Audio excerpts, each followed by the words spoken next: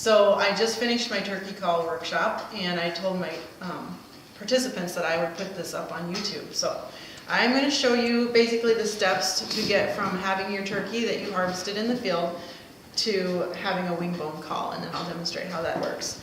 So instead of having a wild turkey, I am using a butterball turkey. And this is just basically to show you how to separate the wing from the bird. If you're going to do taxidermy, you would just leave the wing on and just make some slits. The bones that you want are this bone here next to the breast and the two bones that are here. So they basically are going to be this large bone and then these two small bones together. Okay, you don't use this one at all. The easiest way to separate that is to let the gravity, the weight of the bird, hang down like this, and then just take a really sharp hunting knife and just kind of work your way around that joint until you can see it exposed. And then it'll just pop off of there really easily once I can see the ball joint right there. So I'm going to separate that from the body. And now I have my wing. It's a little harder obviously if you have feathers. I'm going to set this aside and I'll show you how to get the bones out. Now you can buy bones online that are actually already cleaned, and they don't have marrow in them. So this is an example of a set that I bought online. And this is an example of a set I cleaned this morning. This large bone in here has no marrow in it and just has some webbing that you have to chip out. And the two smaller bones do have marrow, and I'm going to show you real quickly how to get that out.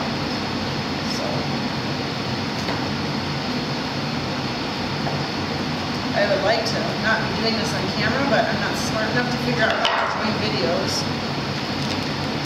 So,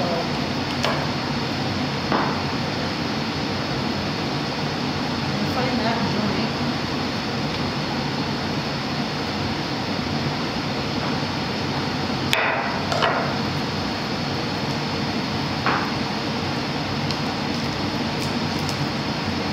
That's exposed.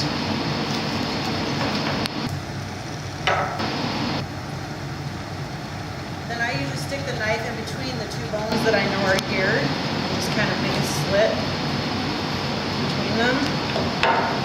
And then they usually separate pretty easily. I'm thinking this knife is not too sharp. Also, your hands are slippery, so just be really careful. And always cut away from yourself.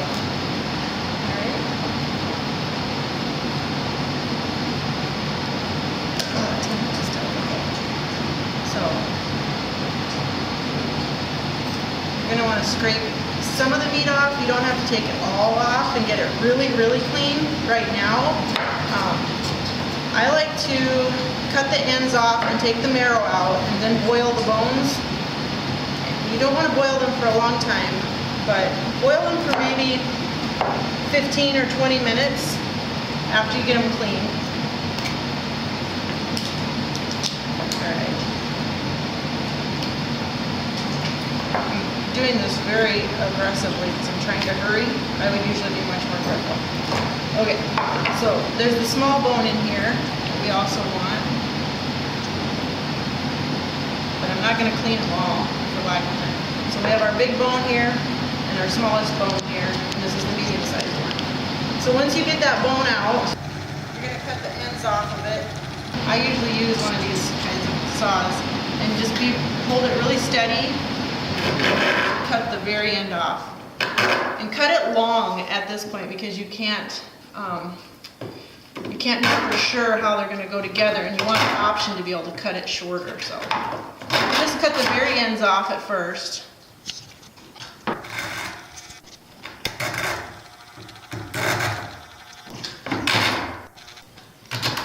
Okay, so now you can see the marrow in there. And like I say, this is in the two small bones. It's not in the big one. To get the marrow out, I usually use a file for the bigger bone. And you can just kind of plunge it out of there, basically. And there might be a little bit of bone in the one end.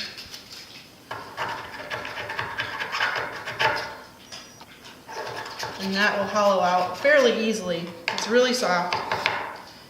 And it's already hollow. So Kind of messy, but if you want to use a turkey that you harvested to make this call, that's something you'll need to know. For my class, I work with bones that are already cleaned up to save people time, and because everybody doesn't have access to a wild turkey. So once you have the ends cut off of all of the bones, then they're going to look more. Oh, one thing I should mention. This very, very small bone is a little bit hard to clean out. So the easiest way to do that is to just get some of these pipe cleaners that have glitter on them because they're really abrasive. And use some hot soapy water with some Dawne in it to get rid of the grease. And then just put that pipe cleaner through there. And that's how you push the marrow out of that littlest bone. Works really slick. This one is obviously bigger, so it's easier to clean. But I would, even with that one, you can kind of use this like a scrubby and double it up or quadruple it. And just put it in there and clean all of the marrow out with some hot water and soap. And that's how I get those clean. All right, so moving on to we've got the ends cut off of those. Now we're gonna move over here to how we put them together. You want them to be dry, completely dry. And then these two always are a little harder to fit together. So you'll have to do some shaping, which usually involves using files to file out the inside of the bone on this piece. Looking for my file. Okay, so you're going to file all across the inside of this one, and then I actually sandpaper off the outside of this one. So I'll take some sandpaper, like I have 80 grit right here, and I'll just kind of sand that until this wall is thin enough to fit inside of this opening.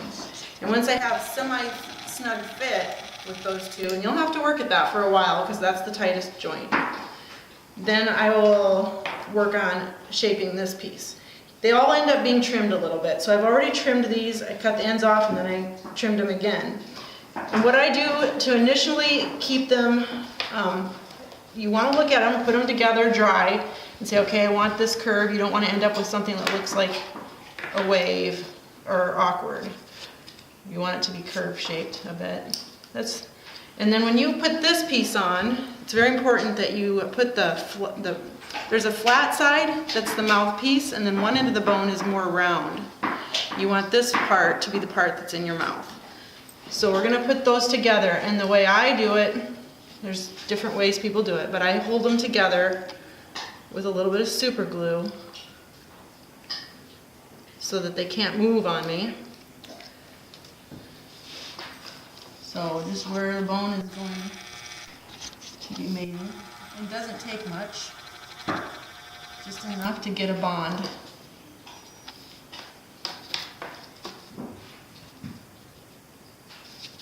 Sticking to my fingers really well. And I just make sure that the shape is going to be how I want it to be. With the flat part of the mouthpiece like I want it to be. Okay. And I want that actually up there a little bit, so I'm going to let it go there. And then while that's setting up, and that super glue is grabbing, I mix up a little bit of wood glue. You can use Elmer's glue, it's fine, but I use wood glue because it's what I have in my shop. Just a little wood glue, and this is called wood flour. It's basically sawdust. So if you have an orbital sander with a bag on it, you already have sawdust. If not, you can order it on Amazon or buy it in a wood store.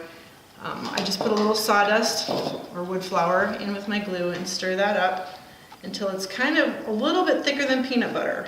You don't want it to be runny because what we're going to try to do is have it be liquidy enough that it fits inside these gaps. There's a pretty good gap in between the first bone and the middle one. And then there's a little bit of gap here. And you can't have any gaps or you won't get a good sound from your call. So I mix up the wood flour and the wood glue, and then I just push that into the I usually have latex glove on to do this, but I'm just going to push that down into that little gap and into this big gap.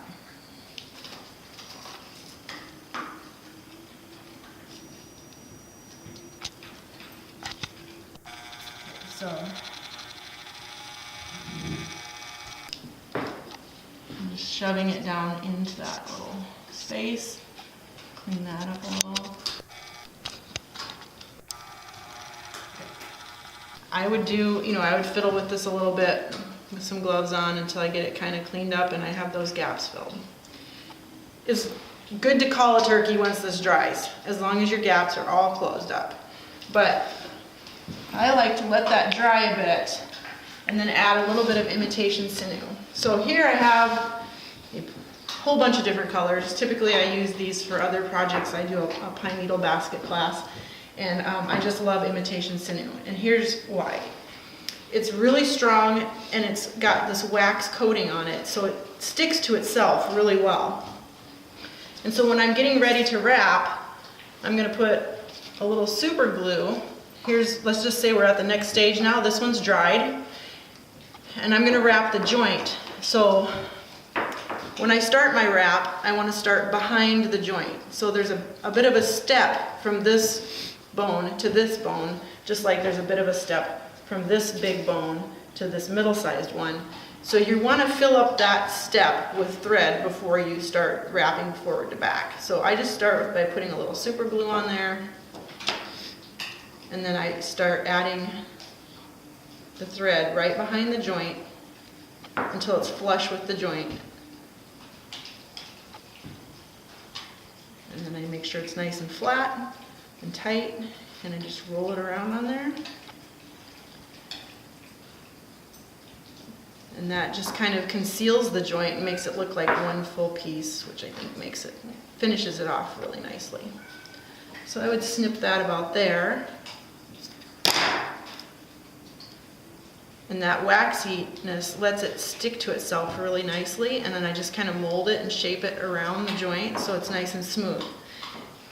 And I always take the super glue again, I love super glue, and I just drip it all over that, kind of almost like paint super glue all around on that imitation sinew. You can use other things like leather cord, or some people just use string, and they just thread that you use in a sewing machine, and they just wrap and wrap and wrap until they get build it up to a thickness that you like.